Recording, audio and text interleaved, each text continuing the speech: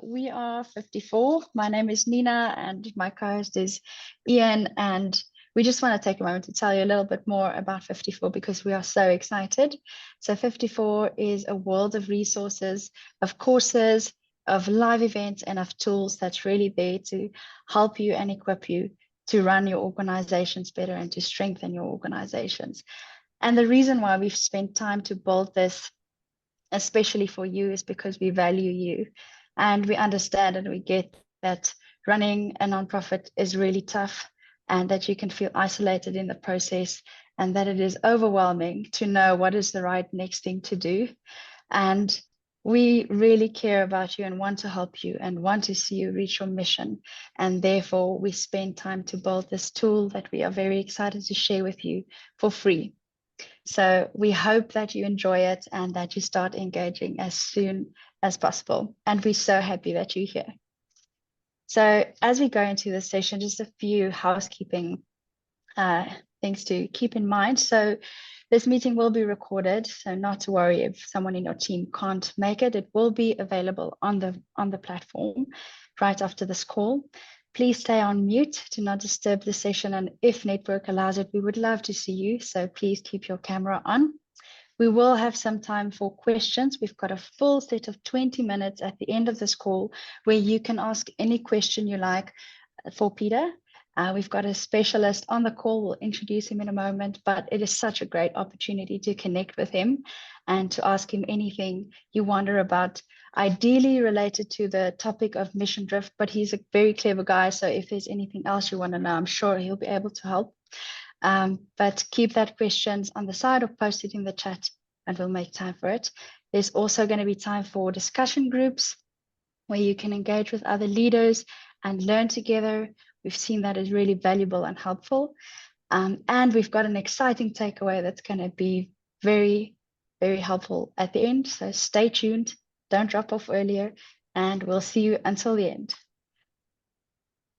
Oh, let me just see why it's not going to the next slide. Great. Our presenter today is Peter Greer.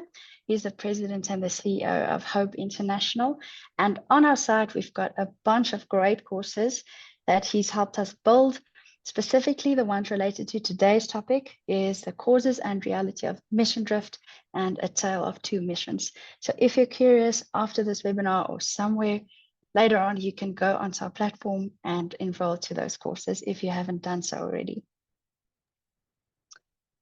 And today's conversation is about mission and vision. So specifically, I want to show you a few data points that we found very interesting. And Ian, I would love to hear your thoughts on this.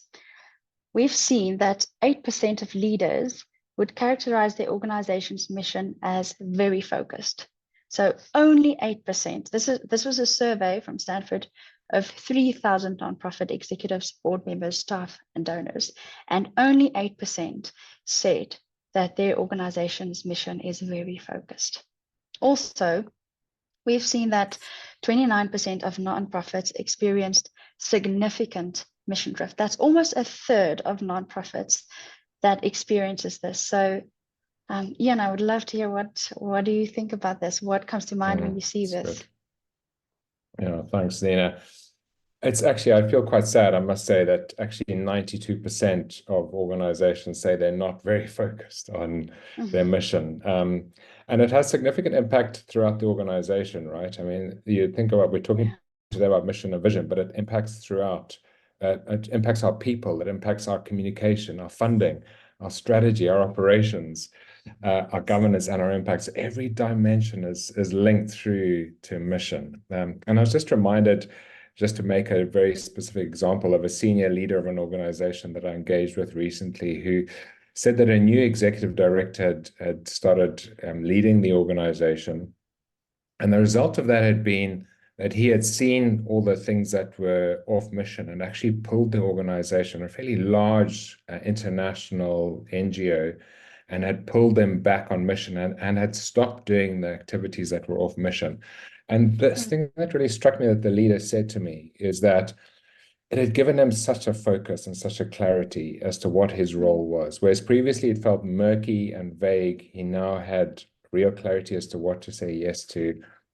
and what to say no to. And so ultimately, when we don't have clear mission and vision, it's going to create a sense of unhealthiness within an organization, which is, if you go to the next slide, just the image that depicts this, that the unhealthiness of our organization sucks our energy away from our mission. And for this leader, he had such clarity now that he could focus his energy outward onto exactly what they needed to be doing as an organization. And so this area of health is vital. And I trust that you hear that. Well done for taking the time to invest in your own thinking on this. If you can bring your organization to real mission clarity, it's going to serve your mission really well. And we're looking forward to hearing from Peter on this. So let's jump into a bit of engagement. So take us back to the slides. And if you haven't yet joined this, please do join us on ahaslides.com/54. And the first question, just to get us going and just a bit of fun, is the motorcycle company Harley-Davidson attempted to market a new product line. What do you think they tried? And Harley-Davidson's mission, so Nina tells me, is timeless pursuit of adventure. Timeless pursuit of adventure. And so something in here was felt like a bit off mission, really. And you can show us the correct answer here as people are joining, Nina. Harley-Davidson perfume. Nina, what was the statement? They said they started it because they wanted. They wanted to capture the essence of the open road. Feels a bit like mission drift to me. Very interesting, but yeah, just a fun way to get us started. Let's go on to the next slide, and just as we start to think about mission and your organization's mission, there was a survey done of hundreds of Christian leaders, and what percentage do you think said that mission drift was a challenging issue to faith-based nonprofit organizations? Do you think it was 31%, 56%, 73%, or 95%? The reality is that mission drift is a challenging issue for a lot of us as nonprofit organizations, and particularly for us as if you're faith-based, it's even harder to really stay on mission. 56, 73, 95 are what we're getting. No one's going for the 31, so it shows that this is a major issue. Give us the correct answer here, Nina. There we go. 95%. Amazing, eh? 95% said it's a challenging issue for faith-based nonprofit organizations. I think that's real. It's a real challenge for us to say what we say yes to and what we say no to really matters. It just highlights again how important this topic is today. Take us to the next slide. The next question for you. You think about your own organizational activities. Think about all the activities your organization does. And I'm sure you're going to find some of those are on mission or off mission. And be honest here, none of us are perfect. But what do you think? What percentage of your organization activities are mission aligned? Would you say it's 0 to 25, 25 to 50, 50 to 75, 75 to 100? What percentage of them are mission aligned? Yeah, most of us coming into the 50 to 75%. We've all got things that we're doing. Most of us, not all, most of us have got things we're doing that is off mission. And it's so easy, isn't it? It's so easy to shift off mission. It's just such a subtle thing. Yeah, so thank you for being honest. For those of you who've got in the 75 to 100%, we're looking forward to learning from you too. So contribute your thinking as we go. Last question we have for you. Is that the one we'll ask right at the end? Sorry. Okay, that was it. I thought we had one more. We're done. Back to the presentation, and let's get going. Over to you, Nina. Excellent. Thank you so much, Ian. So without further ado, we are very excited to introduce to you Peter Greer. He's the president and the CEO of Hope International, as I've mentioned. He's the author and co-author of 14 books. I don't know if I miscounted, Peter, but that is quite a lot. So there's a lot of resources to also hand out to everyone afterwards to go get busy with. But what I really loved learning from you, Peter, is just your open-handedness and your exceptional generosity, and that you are so passionate about seeing leaders and entrepreneurs feel encouraged and equipped to reach their mission. So thank you for taking the time and for being with us today. Over to you. So much, Nina and Ian.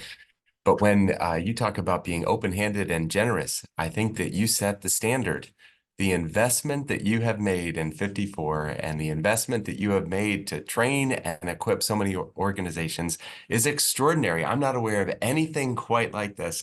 And the level of excellence that you have engaged throughout this entire process really is extraordinary. So I appreciate that, your comments, Nina, but right back at you, Nina, Ian, and team. You have just been so open-handed and gracious in raising the bar of excellence. And for all of you that chose to join this conversation today, thank you for being here.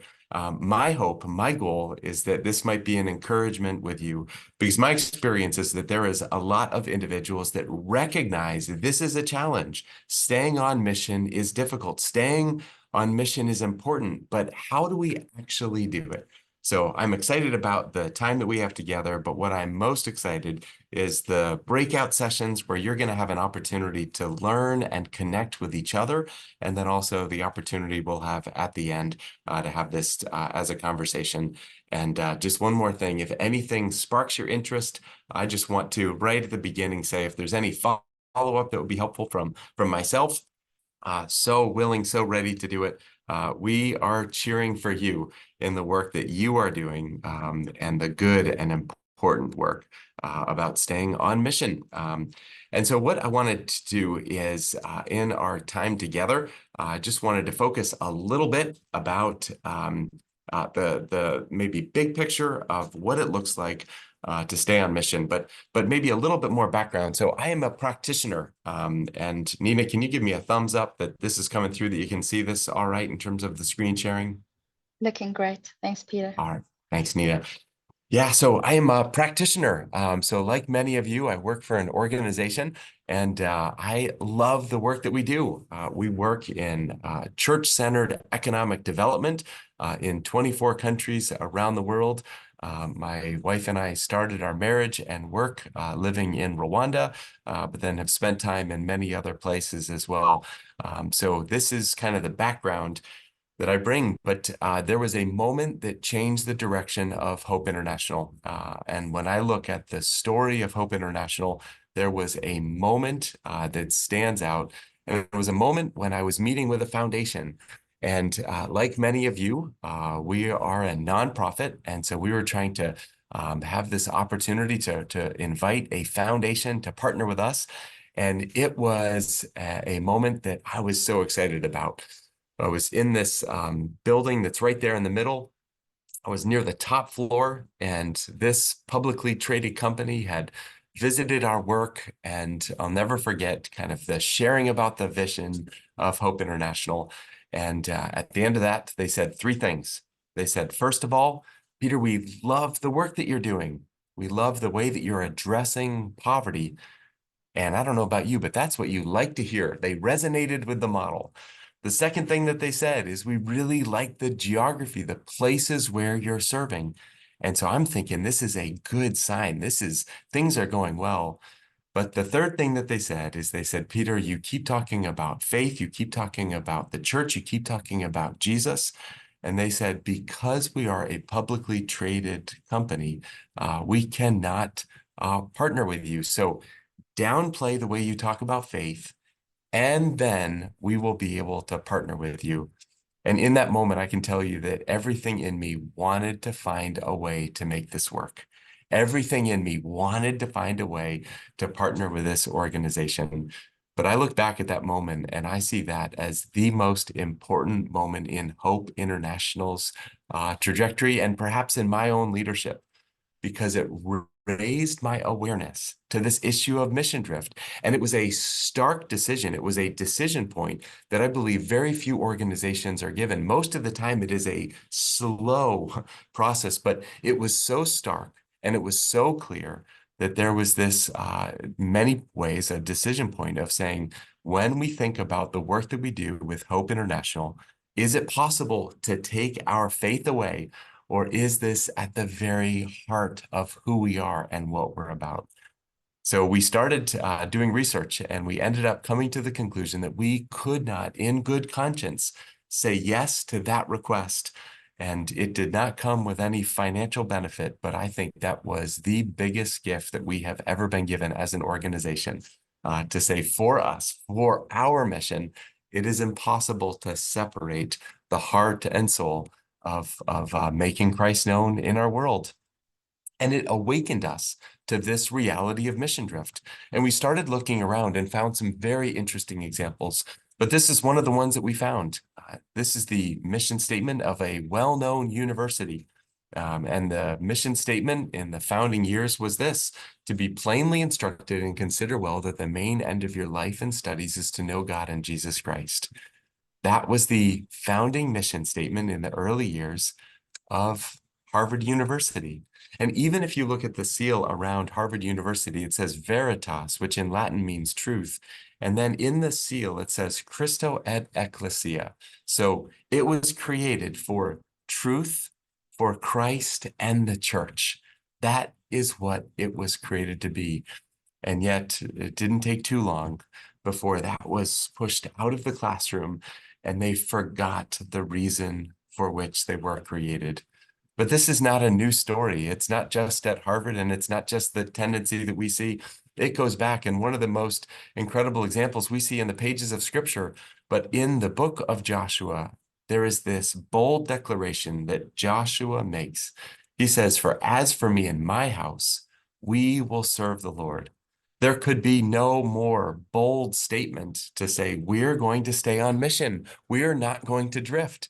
And he recognized as they entered into the promised land, there was going to be a tendency to lose track, to lose sight of what matters most. And so he said, for me and for my household, for future generations, we are going to stay faithful. But the question is, how well did they do staying on mission? And the answer is not so well. In my Bible, it's 2 pages. 2 pages later, we read this, the opening of the book of Judges. It says, after that whole generation, the generation of Joshua, had been gathered to their ancestors, another generation grew up who knew neither the Lord nor what he had done for Israel. Then the Israelites did evil in the eyes of the Lord and served the Baals. They forsook the Lord, the God of their ancestors who had brought them out of Egypt. This is the grandchildren of Joshua. Joshua, the one who made this bold declaration. This is the grandchildren of the generation that saw the most amazing and miraculous rescue. And what we see that happened to this group of people and what we see happens today is that the passions too often become preferences and then become irrelevant. Very few organizations have a story of faithfulness to the 3rd generation of leadership. Very few organizations figure out how to have the passions of the 1st generation maintained as the passions of the 2nd generation, maintained as the passions of the 3rd generation.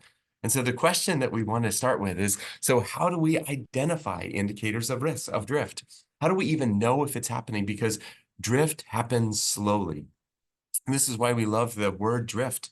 It's because it doesn't take any effort. It just is slowly along. And so if you want to have one simple way of identifying if drift has happened, here's my request for all of you.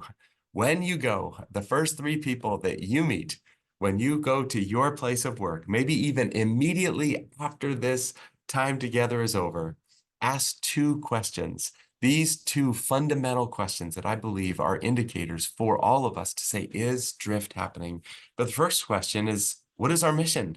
Do we know what unites us? Do we know what aligns us? And then the second question is, and do we know why it matters? Do we know what our mission is? Do we know why it matters? So we're going to take 10 minutes to break into breakout groups. And as you do this, I'd love for us to have a vision to extend beyond just our time of leadership and to invite you to think about 50 years from today. Think about a time when the current leaders are not there. Think about that 3rd generation that might be in leadership at that point. And what do you hope would still be true? So start with a brief introduction and really believe that this is, going to be an opportunity for you to grow in relationship with each other, grow in relationship, and to start thinking about 50 years from today, what do you hope would still be true? So we're going to break out into the breakout groups, and then I look forward to hearing some of your discussion when we gather back together. Great. I'd love to hear just 1 or 2. What did you talk about when you think about 50 years from now? what is it that you hope would still be true? What would you hope still would describe your organization? Someone's willing to come off mute and share.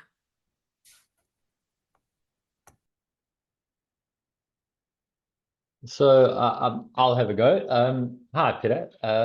So our vision is children in secure families, right? And we would hope that that would not change, that would be still what we would be pursuing in 50 years' time, that it would remain unchanged. Family as kind of the God-ordained unit for children to grow up in. So that is what we would hope to see unchanged. Terrific. Thank you so much for sharing. Great. There's someone else. Hi, Peter. Maybe my one is not necessarily to do with any organization, but just listening to the different stories. I think just something that strikes me is the whole aspect of mission drift. It's not necessarily because of bad things. It's normally good things that actually, somehow pull the organization into mission drift. And so I was just struck by the fact that it's not bad things. It's actually very good things that oftentimes, side rail the organization. Thank you for sharing. And, the question is with Harley Davidson, the example that we had in the opening question. There's nothing wrong with perfume. The question is, what is it in alignment with that particular organization? And I was laughing with Ian and Nina that actually where Harley Davidsons are manufactured is just right down the road where I live in Pennsylvania, where they are manufactured. And I was going to go check out if they actually are manufacturing perfume in this location as well. But yeah, that's a great point. It oftentimes is not good and bad. It's who are we created to be? What is the mission that we have been given? And how do we faithfully pursue that? So thank you both for sharing. Thank you. Thank you.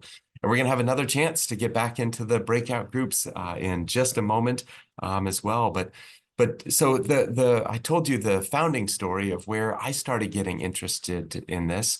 And over the last 10 years, I have had a number of conversations with a set of remarkable leaders about individuals that have been able to faithfully stay on mission. And I wanted to share 3 things that I think are upstream from the ability to stay on mission. And then we're going to, again, have the opportunity to get back into breakout groups.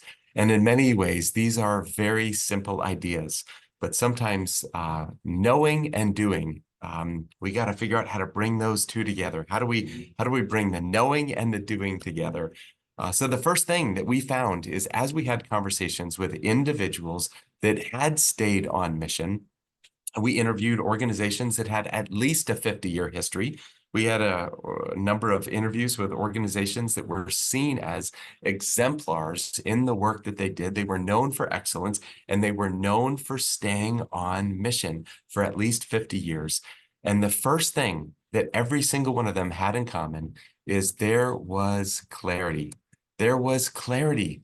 They knew what they were about. They knew what their mission. And oftentimes it was a differentiation between what the mission is and what the means are that they accomplish. They were open-handed with the way that they accomplished the mission, but they were very clear, very, very clear with what their mission actually was.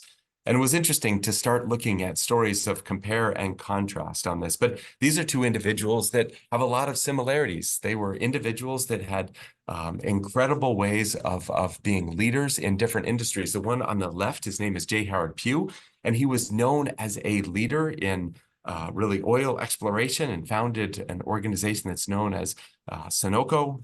He's extraordinarily generous throughout his life. Created many colleges and universities designed to share his faith. He had a partnership with Billy Graham, and together they launched Christianity Today and other resources as well. And the one on the right sounds very similar. They have parallel stories. They were, the one on the right was Henry Kroll. He was also a titan of industry. He also was very serious about taking his faith and putting it into action. He also was extraordinarily generous. His faith informed his philanthropy. And he also had a friendship with someone who was a well-known evangelist of his time, Dwight Moody. Similar stories, but these stories have a different outcome. Today, if you look at where the foundations are that they created, there is a very different outcome.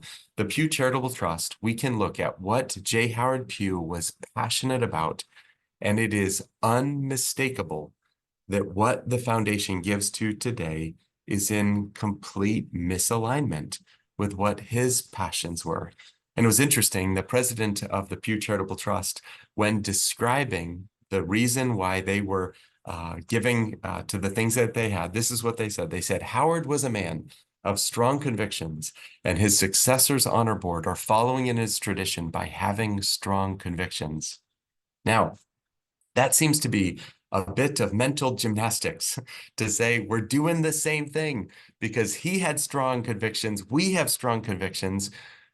But what is missing in that description is what the convictions actually are.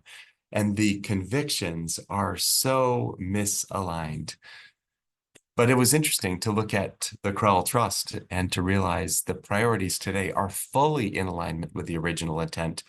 And Henry Crowell created a way of making sure that the way that allocation decisions were made were going to be fully in alignment.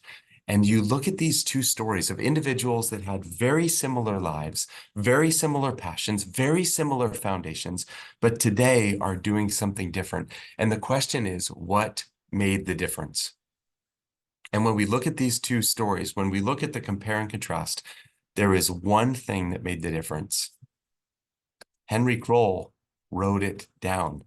There was clarity, and he didn't just write it down, but he created a system that every single time that there are allocation decisions, he created a system where they're going to read his words. Even to today, many years later, they read in his words, these are what he believed that God had given him these resources to accomplish. He stayed on mission because he had clarity.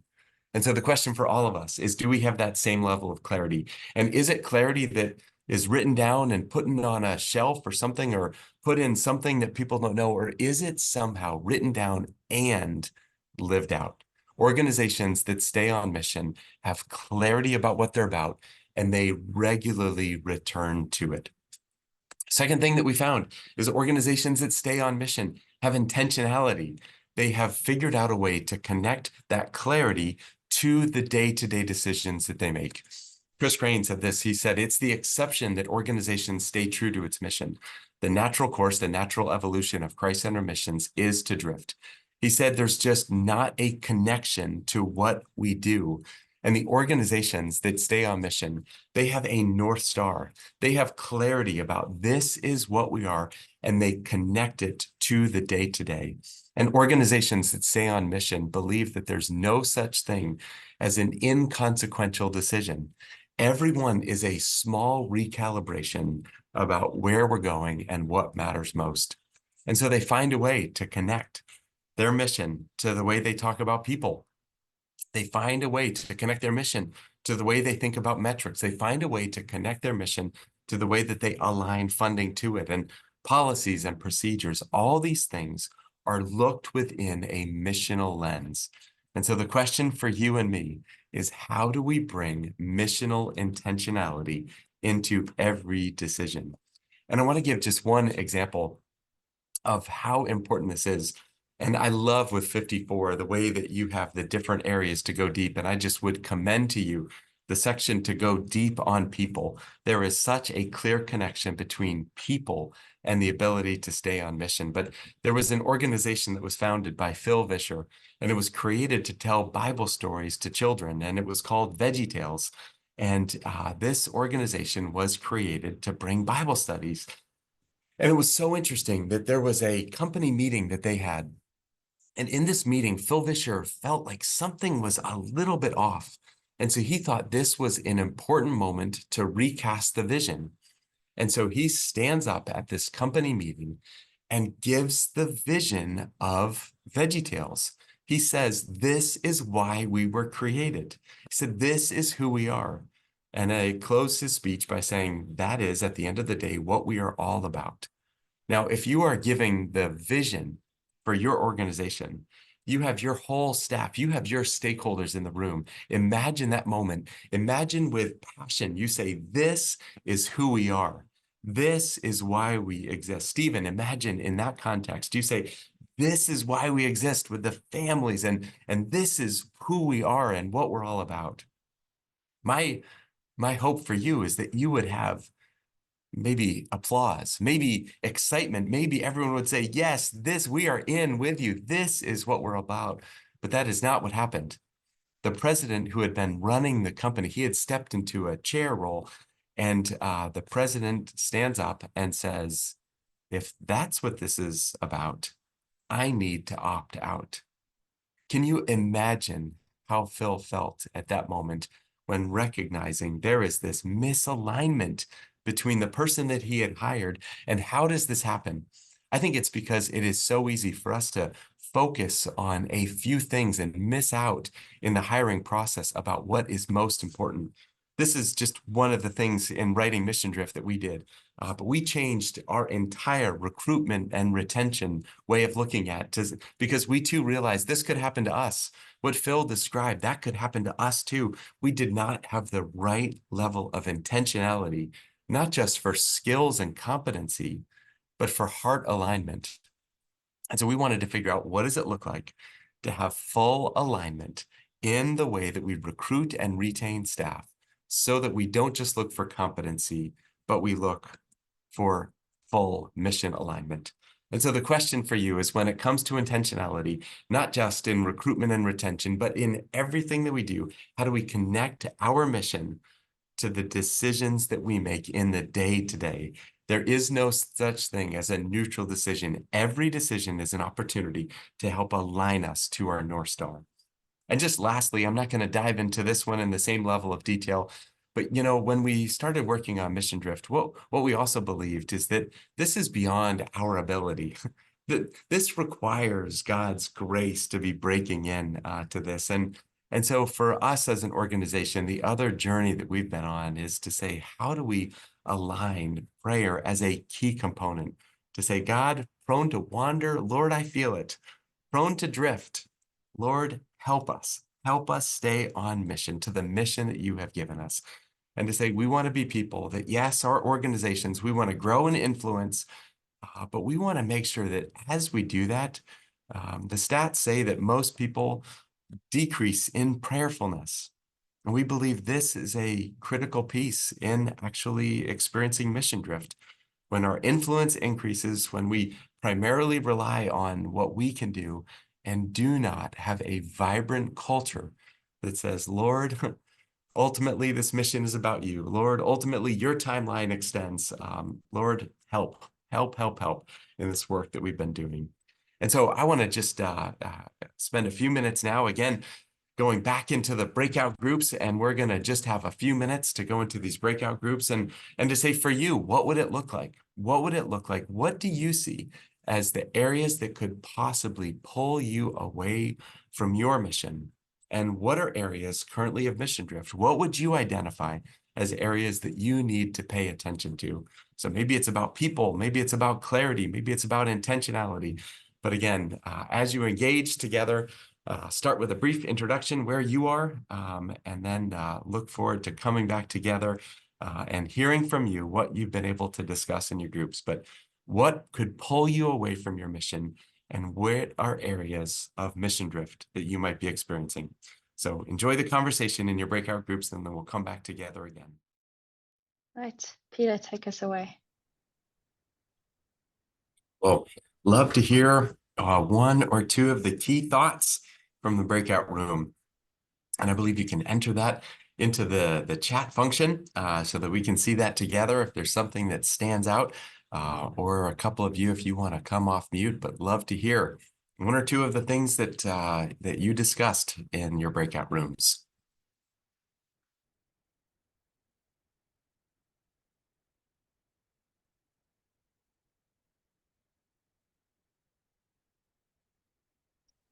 I can share from our group. We spoke a little bit about what keeps us on mission. And it was different for each of us, but it seemed to center around vision and DNA. And we were saying, Peter, that when your DNA as an organization is communicated clearly to whoever it is that you work with, whether that's volunteers or staff, that DNA gets imparted. And one of our team members shared that it's a continual sharing, a continual imparting and envisioning. And so that's really what we felt was key in staying on mission. So much for sharing that. That is so good and so important. I believe that there is this connection between staying on mission and succession planning that is unmistakable. And it's exactly what you were saying. It's that DNA. It's not just here's how the job is done. It's here's who we are. Here's who we are as an organization, passing on that organizational DNA. Yeah, so good. Thanks for sharing. Someone else. Peter, I'm not sure if you guys can see me. I cannot see myself, but it's okay. About 3 or 4 years ago, Neil actually spoke on another platform that I attended, and he mentioned 3 things during that conversation, and we've made this part of what we do in our organization. So he spoke on clarity of purpose, clarity of structure, and clarity of accountability.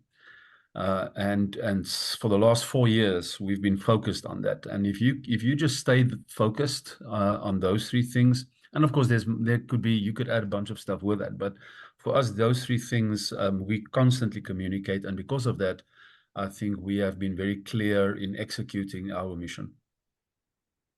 It's fantastic, and I am not at all surprised to hear that Neil gave memorable and helpful and clear ideas and guidance on that. So thank you for sharing that. And Neil, well done. I love hearing that. But that's it. In many ways, we can just boil all of this conversation down to that simple idea. That's so well said.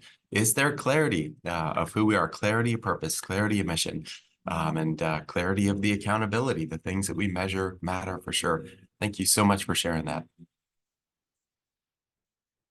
Yeah, myself and Stephen spoke a lot about prayer, and yeah, Peter, I started with this book. You probably know it, Lead with Prayer.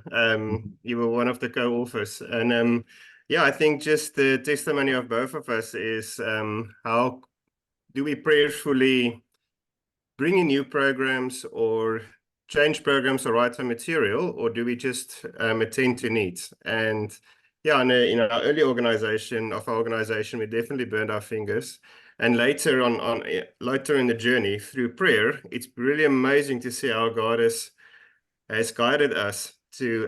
One testimony was just we thought we were ready for scaling, and I gave him the proposal, and realizing afterwards, goodness, this was more for the proposal, and we're actually not ready as an organization to scale now. And just ask God in prayer, God, please let this not come through, but actually we just need strengthening. And this was a context of the proposal portfolio was only for scaling. But coming out of the shower, literally after the prayer, opening my email, the proposal was, well, we actually looked at the thing. We thought there's a great opportunity for scaling, but we're actually going to give you half the money and invest in scaling, invest in strengthening. And wow. It was so amazing how through prayer and through conversation with God, he guided every step of what you're ready for, what you're not ready for, and what can give mission drift if you do it with him and you allow him to be part of the journey. So I just want to really thank you for this book, Lead with Prayer. It's really what's been guiding us. Thank you so much for sharing that, and what an amazing story. And in many ways, I think that working on Lead with Prayer is the recognition that we missed it in the writing of Mission Drift. I think we did not have enough of that clarity of that, and it's been an amazing journey with Cameron Doolittle and Ryan Skoog to be on that journey together of prayer. So thank you so much for sharing that. And one of the quotes that stands out from that is the quote from Tim Keller. He talked about how prayerlessness is detrimental for a Christian, but he said it is deadly utterly deadly for leaders in that. And how many of us are trying to lead in our own strength without recognizing the gift and invitation that we have to not do this work alone. So appreciate that and being on the journey with you. What does it look like to lead with prayer and incorporate that into our lives, our organizations, and into our leadership? So yeah, thank you so much for sharing that. One more. Is there someone who's willing to share one more from your breakout room?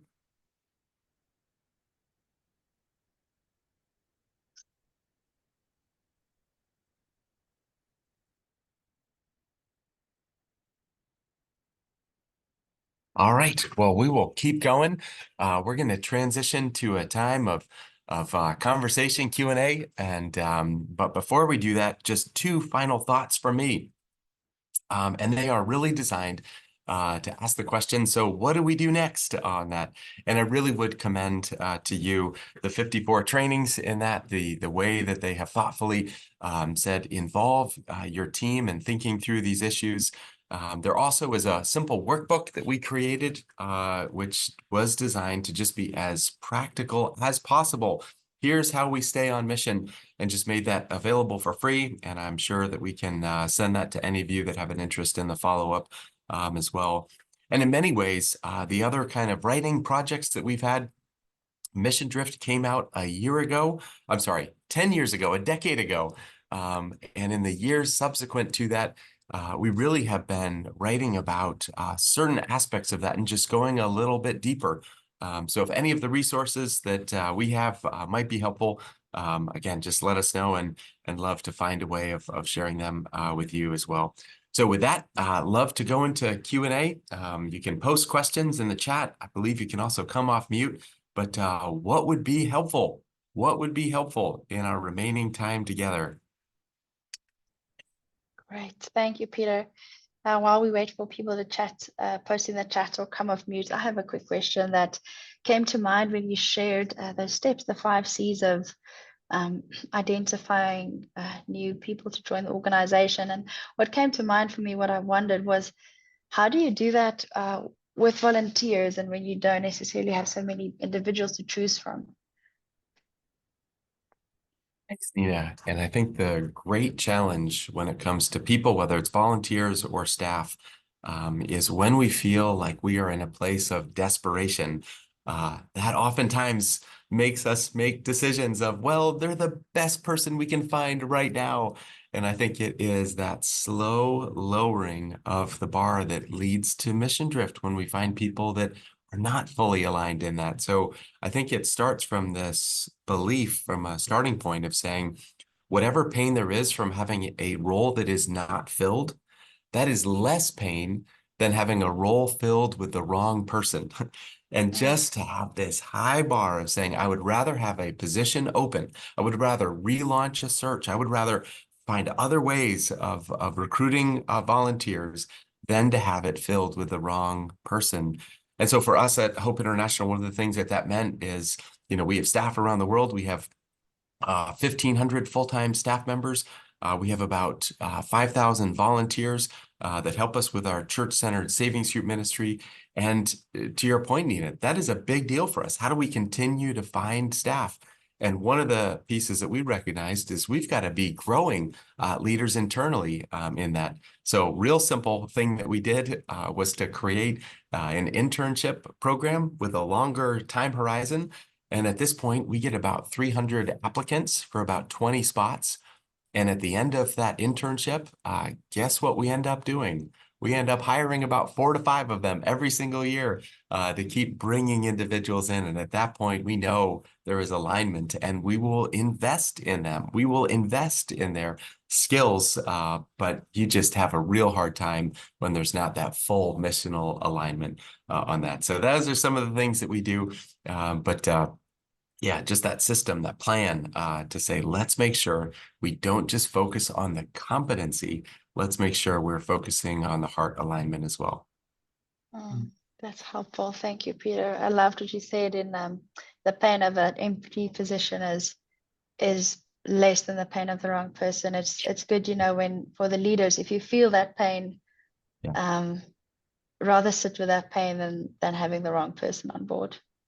Yeah. Thank you. Peter, can I? Peter, oh, go for it. Yeah, I just wanted to ask Peter, if you don't mind, you can actually stop sharing, then we can see your face a bit easier, a bit better. That's great. Thank you. Okay, go for it. We had a question up. Yeah, I do have a question. I want to know in your thoughts on mission drift. Have you guys been thinking around some of the challenges that missions is beginning to face or about to face in a evolving global landscape? And maybe throw 2 or 3 things out there. The transfer of finances, which could become a massive issue. I think in the future, maybe near future, the issue, just logistical move around, navigating travel, probably a greater emergency response plan, increased cyber security, and the list goes on. In South Africa, the issue of hate speech bill that's just come upon us. It's happened in Canada. It's happening in other parts of the world. Those to me are macro drift issues that I believe somebody needs to talk about them pretty quickly. And I know the mission church world doesn't like looking forward to the negative, but maybe we should. Well said. And lifting our eyes to look at the environmental issues that are changing our world. My context in the United States, there is a lot happening right now, culturally, environmentally, and we would be wise to pay attention to those trends. I can tell you the 2 things that we found to be helpful. One is a group of other leaders that we are regularly having conversation where we're not trying to impress, we're in relationship with each other. And so I would encourage all of you, I call them my 3 a.m. friends, those people that if it's 3 a.m. and I call them, I know that they're going to show up in that, but a small group of people, and there is nothing that is out of bounds for us to engage collectively of how we think about those issues. And having that. And then the other thing is the networking group, those other leaders that are facing a similar one. So I'm part of a group of nonprofit leaders. We get together regularly. We get together in person once a year, but then we have regular touch points throughout the year. And everything that you just raised are issues that we have been dealing together. And we take our leadership team and visit another nonprofit every year as one of our leadership events, and having the relationships where it's not just conceptual, but it's how are you dealing with this? The law in California just changed. How are you dealing with this right now? And to have a group of friends that you are doing it with. But I would just commend, Willie, what you said. Pretending those are not issues, pretending those are not trends, does not allow you to figure out how to address them. So have that courage to say there are some big picture trends, and then join with a group of friends in the exploration of all the options. And I wish we had time to go through each of them. Again, Hope International, we're in 24 countries. Everything that you just shared impact us right now. We work in certain contexts. We can't talk about them with anything that's recorded, and don't talk about them online. And the restriction of access and capital flows, that is a big deal right now. Cybersecurity, we're involved in financial institutions. That is a big deal for us. And the changing regulatory environment with central banks is a big deal. Anyway, just to commend you, keep asking the questions, keep journeying with friends. And if any of those you want to follow up with me, I'd be so happy to do it, or anyone on our team as well. But yeah, important issues. So I love that you have the courage to raise them. I love that you have the courage to look beyond just this quarter and look at some of the bigger picture trends. Thank you, Willie. Thank you, Peter. Let's keep that conversation going. Peter, we have another question in the chat from Ruan. He says, Simon Sinek's golden circle focus on the why, how, and what.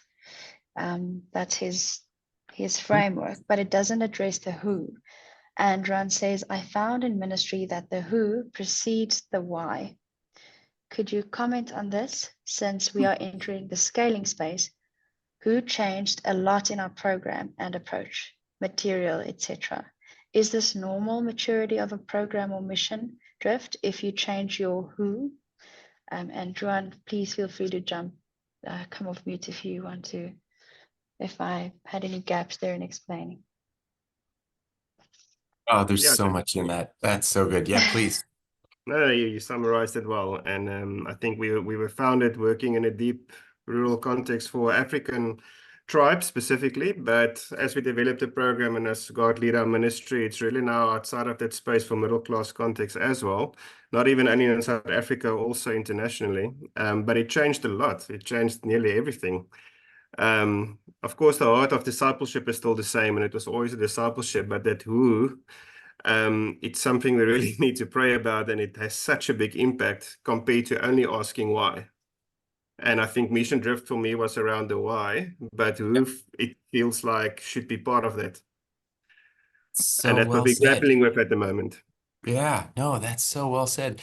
And maybe that raises another piece is I think there's some people that hear a conversation around mission drift and they, I think, falsely interpret it as this is an argument against change. No, not at all. This is an argument against change that is not thoughtful, prayerful, and intentional. That's what this is an argument about. And so what I hear you saying is there are important reasons why you're exploring a change to your target audience of who you serve and then how the organization adapts. Fantastic.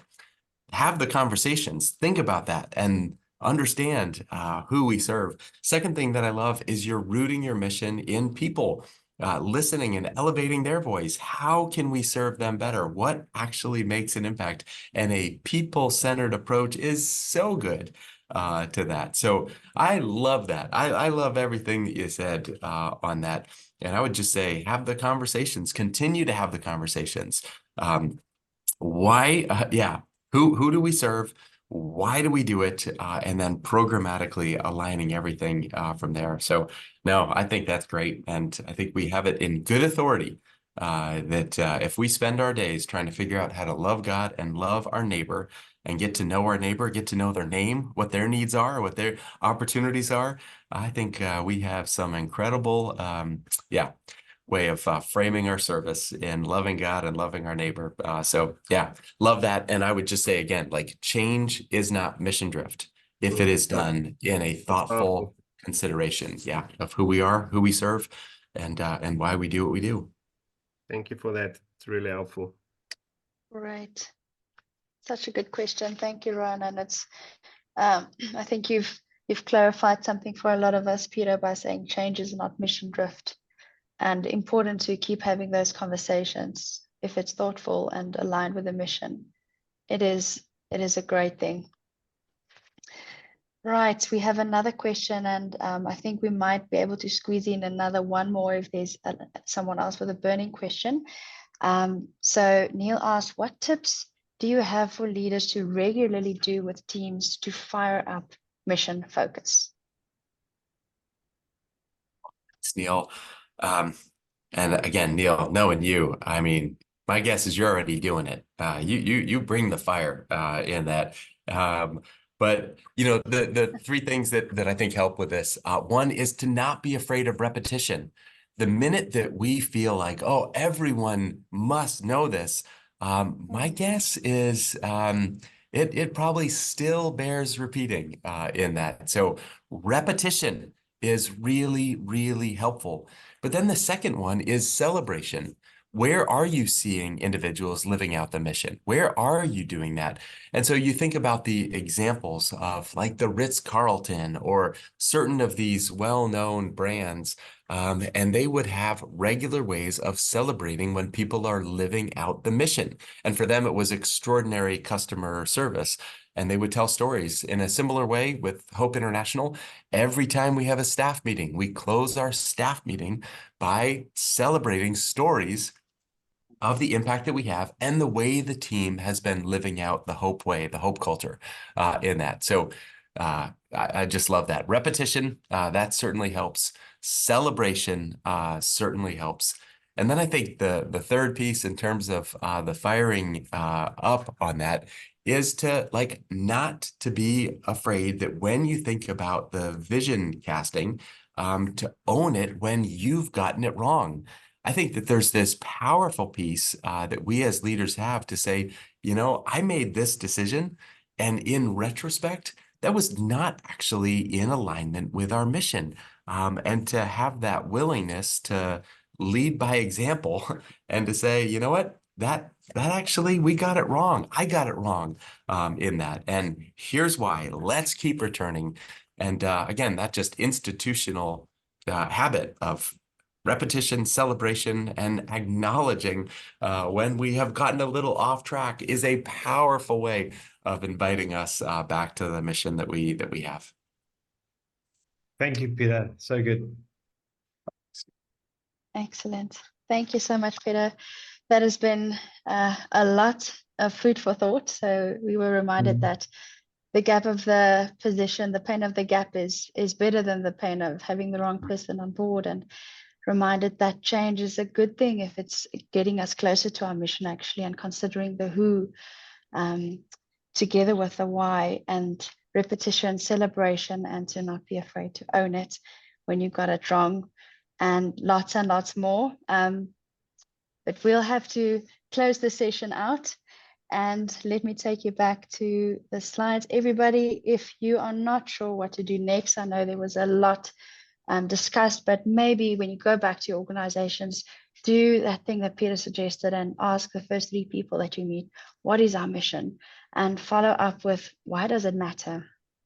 Or if you've already done that, maybe take a week to do a mission intentionality audit and check in everything that you do that week, how well is it aligned to our organization's mission? Something else, and remember that these are just suggestions. What you could do is ask your leadership team to join you in a week of prayer where you discern where there might be areas of mission drift. Remember that it is so easy, it happens very naturally. So we need to be very intentional about discerning and being aware of these things. And then something that we will share more information on very soon is to run a mission drift assessment and to check, are you staying true to your mission? Right, so let's head over to the AHA slides.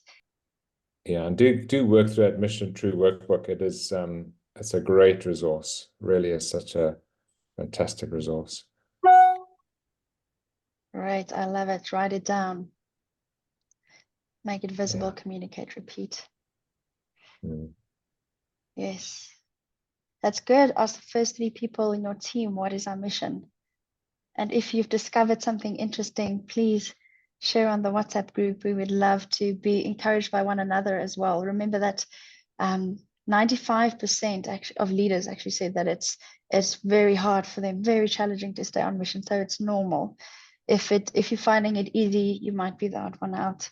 So let's encourage each other and share what we've started doing to help us stay on mission. And if you were in the original group who said, hey, we're on 50 to 75% of our activities are aligned with our mission, why don't you see if you can get into that 75 to 100%? Push it up to that. Start saying yes to the things that really do align with your mission. And start to think about, with that, the impact of that onto things like funding and your team, and making sure that it's giving your team real clarity as well. So like that program scan for mission drift. I love that. It's a great action to put into practice. Great. And my favorite, Nina, go through 54 courses together as a leadership team. I really Yes. think that's Peter's content on mission drift and on building your own mission and mission clarity is such great content. And to do it together as a team, it has opportunity to learn and grow, and you're going to start to see things that you haven't seen before. So I love that, doing it together as a team. That's really powerful. I think that really makes it come to life. Doing it alone is great, but doing it together creates opportunity for conversations and asking questions like Ruan asked of the who and the why, and just to keep on testing whether we are implementing change that draws us closer to our mission. And I think all of that really only happens in conversation. So I really love that. Great, guys. So I'm going to take us back to our slides, but please do keep on posting. And as you've seen, we normally post this on the WhatsApp group as a reminder and a source of encouragement. So take a moment. You don't have to rush this. If you don't have access or struggle with AHA slides, you can also post in the chat, what is that one thing that you're going to do as a result of this webinar? We would really love to hear from you.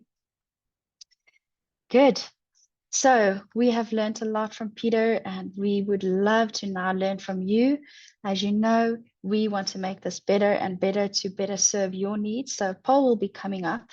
There are 4 questions. If you don't see all 4 of them at once, please just scroll up so that you can see, or scroll up or down so that you get to all of the questions. And please give us feedback on how you've experienced the session so that we can also grow and learn and make it better. So I'll continue, but the poll will still be up for a while so that you have time to respond to that. So thank you so much. We would really love to hear from you.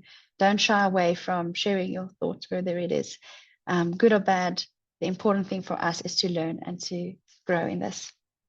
Thank you. And then a reminder for the continuous learners, if you're still curious, there's some related courses. I'm very excited to have seen that some of our leaders on the call will go into doing the courses online. So the related courses are Causes and Reality of Mission Drift and Tale of Two Missions, but there's a lot of other ones as well. So go and find the ones that's most relevant to your needs and do them with your leadership team. And there's also some upcoming events. Steve Patty next month on how change really happens. We're going to be talking about impact management, and then Evie Roadman in July on leadership. And then the fun little piece, we would love to keep the learning going. So we've got a WhatsApp group running for a month after this. So just scan that QR code so that you can also be part of the conversation. And there's a lot of great questions that I feel unlocked conversations in this webinar. And we would love to continue that on the group. So if there's anything that you want to ask or just get some content drops, scan that QR code and continue learning with us. And a fun announcement is that we will then post the scan or the link to the mission assessment scan on the WhatsApp group. So if you want to have access to that, it is free, and we will give you, the WhatsApp group will just have you, give you time to access that, and that you don't have to scan too many things. So scan for the WhatsApp group, and we'll post some other great stuff on there for you. Right, and that is it, everybody. Thank you so much for joining us.